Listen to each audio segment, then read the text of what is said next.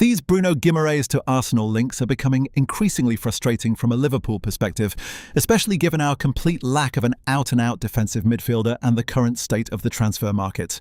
If Liverpool have their heads screwed on properly, they should be all over this deal right now and doing everything they can to at least explore the possibility of hijacking it. Arsenal have been linked with Bruno since late June. They had an opening bid of £55 million rejected, followed by an improved package worth around £65 million, which Newcastle also turned down. But Arsenal remain interested and reportedly believe a fee somewhere between £75 million and £90 million could get the deal done. On top of that, reports suggest Bruno informed Newcastle last week that he would be open to an Arsenal move, although he won't force the issue and is leaving the decision in the club's hands. And that's where the frustration comes in. Liverpool need a defensive midfielder. We simply do not have one. Outside of Wataru Endo, who has largely become a utility option and is currently injured, and Stefan Bajcetic, who's only just returned from a serious injury and is still just 21 years old, there isn't a natural number 6 in this squad. We've fundamentally never replaced Fabinho. It's been years, and I genuinely don't understand how the club doesn't see this as a glaring issue. Chelsea have Moises Caicedo, Manchester City have Rodri, Arsenal have Declan Rice. The best teams all have an elite defensive midfielder anchoring the side, and yet Liverpool continue to persist with this idea of using a more attack-minded number 8 as a pseudo-6. It's simply not sustainable. What's even more concerning is that Arsenal have just won the league. Unlike Liverpool, they're not going through a managerial transition.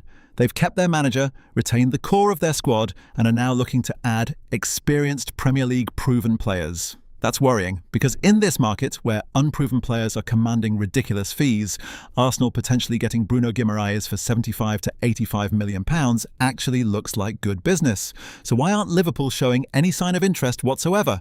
Now, don't get me wrong, I'm not saying Bruno Guimaraes is the be-all and end-all. He's a very good player, but he's not the only defensive midfielder available. Some will point to the fact that he's 28 and soon turning 29 and argue Liverpool should pursue a younger, long-term option instead.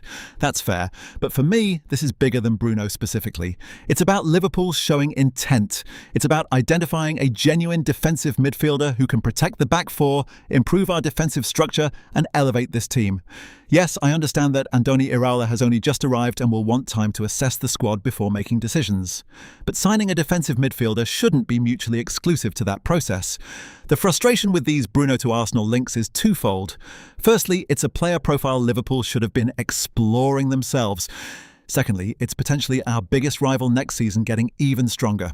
And I don't even want to think about Arsenal potentially adding Bradley Barcola as well, because suddenly you're talking about a team with a double pivot of Declan Rice and Bruno Guimaraes, a centre-back pairing of Saliba and Gabriel, Saka and Barcola on the wings, and Viktor Gyokeres leading the line. That is an incredibly strong spine. That is a team that could very realistically go and win the league again. Now, football isn't played on paper. Nobody expected Liverpool to win the title immediately under Arne Slot, so nothing is guaranteed. But it is becoming increasingly difficult to ignore the contrast. Arsenal look proactive, decisive and ambitious in the market. Meanwhile, Liverpool still haven't addressed some of the most obvious issues in this squad, and with every passing day, that should concern every Liverpool supporter.